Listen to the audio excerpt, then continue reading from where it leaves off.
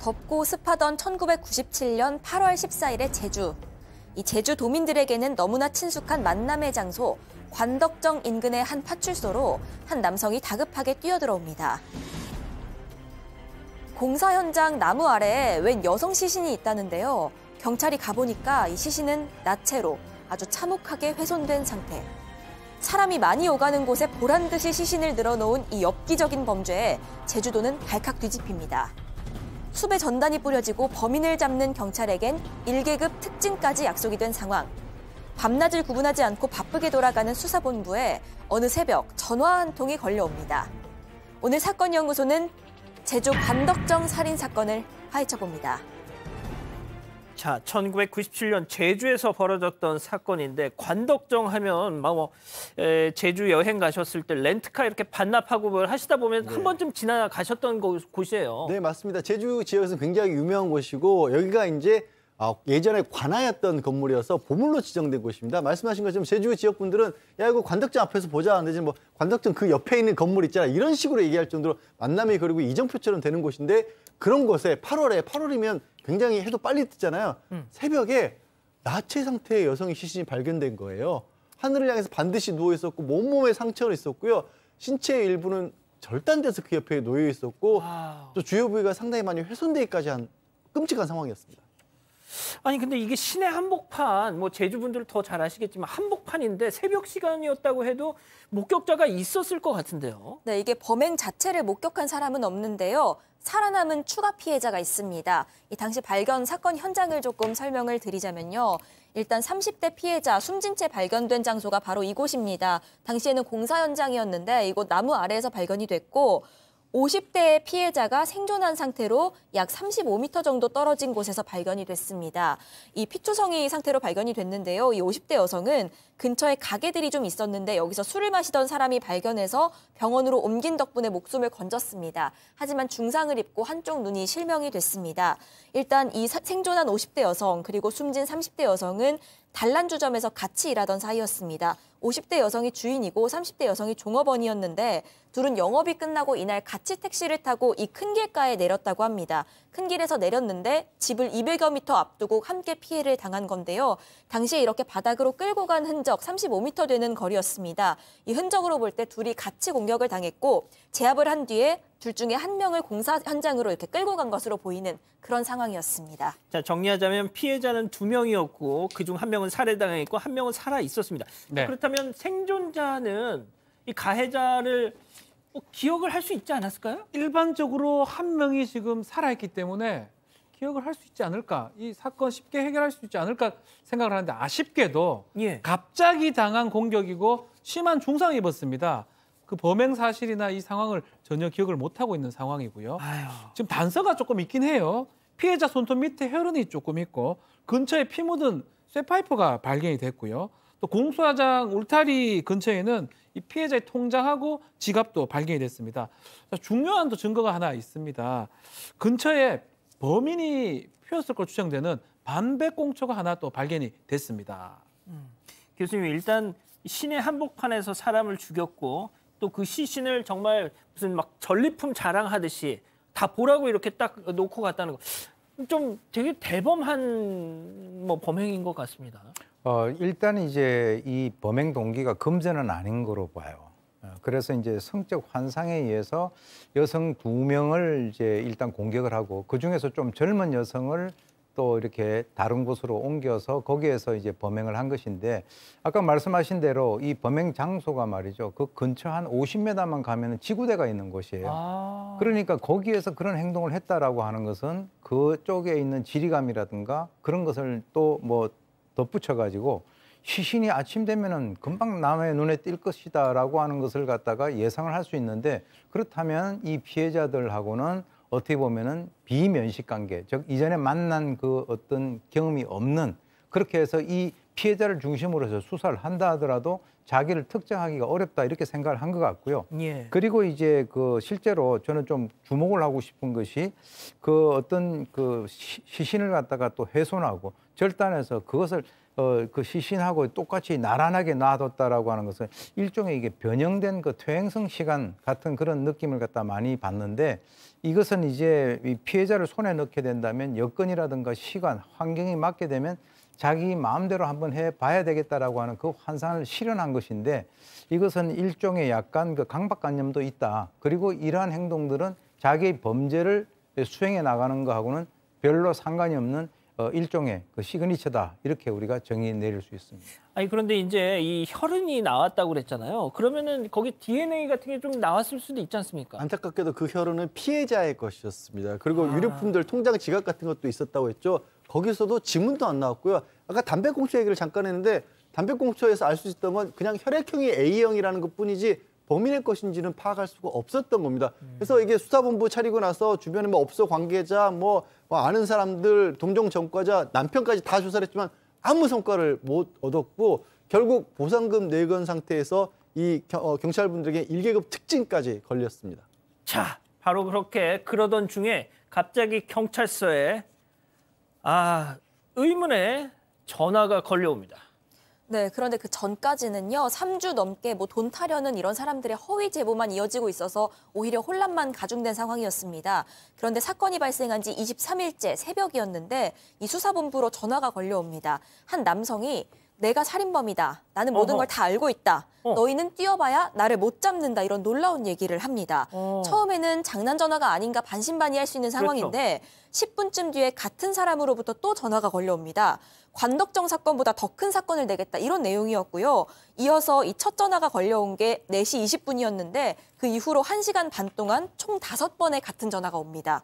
그래서 뭔가 의미가 있겠구나라고 생각한 경찰이 발신지를 추적을 하는데 이 전화들이 모두 각기 다른 공중전화에서 걸려온 거였습니다. 이 공중전화들의 이 거리를 이으면 1.8km 거리였는데 그러니까 걸어 다니다가 눈에 보이는 공중전화에 들어가서 전화를 한 걸로 보이고요. 이 경찰은 공중전화에서 엄지, 검지, 중지 이렇게 3개의 지문을 채취합니다. 그리고 이걸 토대로 일대의 탐문 수사가 벌어지게 되는 겁니다. 지문이 나왔으면 사람 잡을 수 있었을 것 같은데요. 그래서 용의자 김 씨를 지금 이제 수사 끝에 경찰이 알게 되는데요. 이 남성 32세고요. 이 관덕정 근처에서 아르바이트를 지금 하고 있던 그런 술집에서 일하고 있던 이 32세 김모 씨인데요. 이 사람이 얘기를 합니다.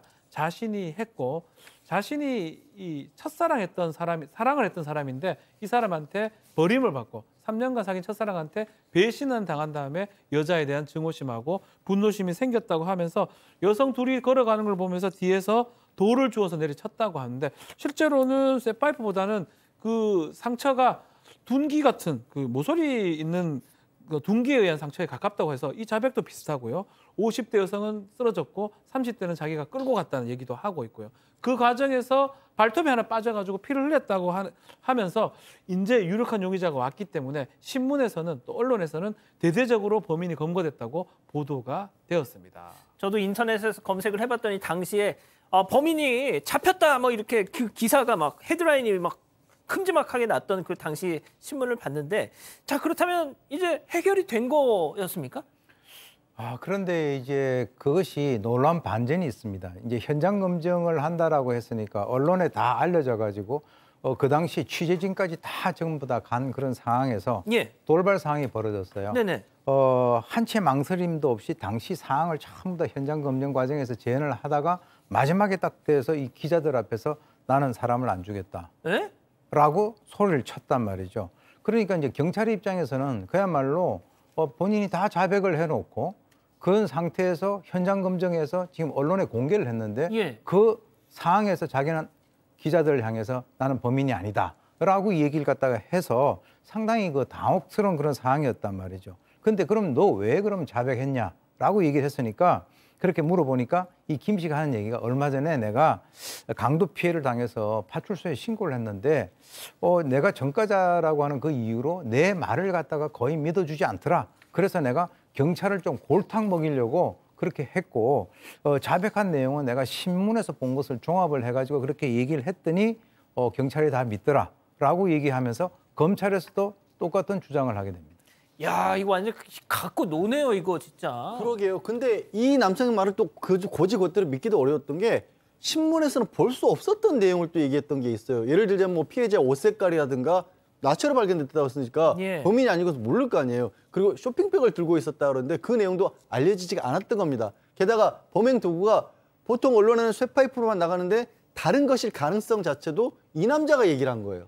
그러니까 이게 범인 맞는 거 아니야? 이런 생각을 할 수도 있었던 거죠. 이런 거 영화에 많이 나오죠. 예. 예. 자, 그렇다면 뭐예요, 정말 이 기자? 진짜 이 김 씨가 용의자에서 피의자로 전환이 될 수 있는 겁니까? 그런데 사실 이 사람이 진짜 범인이 아닐 가능성도 있기는 합니다. 왜냐하면 당시에 제보를 받았잖아요. 그 들어왔던 제보들 가운데서도 사건 당일 새벽에 이 관덕정에서 손님을 태웠다는 택시기사가 있었습니다. 그런데 이 택시기사의 증언에 따르면 웬 이상한 손님이 하얀색 반팔 티셔츠를 입고 탔는데 옷이랑 얼굴에 피가 묻어 있었다는 겁니다. 아하. 그런데 얼굴을 보니까 인상이 굉장히 순해서 이 사람이 무슨 짓을 저질렀다고는 생각을 못했고 어디서 맞았나 이런 생각을 했다는 겁니다. 그런데 그 손님이 내린 동네가 이 피해자의 휴대전화가 마지막으로 신호 잡힌 곳과 일치합니다. 그러니까 만약 이 택시를 탄 남성이 범인이라면 피해자의 휴대전화를 챙겨갔을 가능성도 있는 거고요. 그런데 문제는 이 택시기사가 기억하는 손님의 얼굴이 용의자인 김 씨와는 전혀 달랐던 겁니다. 또 이 택시기사가 태운 손님은 좀 주름이 약간 있는 40대 정도로 보였다고 합니다. 또 현장에서 발견된 담배꽁초가 A형이었는데요. 김 씨 혈액형과도 일치하지 않은 면도 있습니다. 예. 몇 해 전 그것이 알고 싶다에서 이 관련 사건을 다뤘을 때 공개했던 범인의 예상 모습을 지금 보고 계시는데요.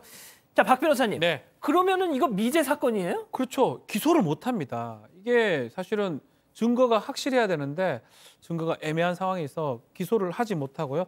다만 이 관덕정 사건 열흘 전하고 또 한 달 뒤에 비슷한 수법으로 강도나 강도 미수가 있었던 것 같아요.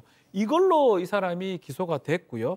이거 관련해서 징역 8년을 지금 선고를 받고 이미 2005년도에 출소를 했다라고 합니다. 근데 이제 그 살인 사건 같은 경우는 2012년도에 공소시효도 만료가 됐습니다. 아, 교수님. 언론에 공표되지 않은 그 디테일한 내용, 그거를 알고 있는 사람이. 근데 이거는 저 거짓말이었어요. 골탕 좀 먹일. 이건 아닌 것 같은데요. 교수님 어떻게 보십니까? 그래서 그 당시에 이제 수사를 했던 그 수사관들 중에서는 아직도 이 사람이 신범이다라고 이제 확신을 하고 있는 그런 분들도 있고 또 이제 이게 상당히 많이 알려져 있지 않습니까? 그렇기 때문에 또 어떤 그 전문가들은 이 사람이 범인이 아니다라고도 얘기하는데 그 어떤 그런 얘기들 갖다가 우리가 다 일방적으로 뭐 수용을 하기는 어렵습니다. 왜냐하면 과학적으로 접근을 할 수밖에 없는데 이 사건 같은 경우는 어디에서 좀 이렇게 그 약간 엇박자가 났냐 그러면 아까 처음에 얘기 나왔던 범인이 피웠을 것으로 생각되는 그 담배꽁초 있잖아요. 예. 거기에서 이제 그 혈액형은 나왔는데 그 당시에는 이미 화성 연쇄 살인 사건이 발생이 되고 난 이후에 꽤 시간이 흘렀음에도 불구하고 DNA와 관련된 것이 잘 안 나왔어요.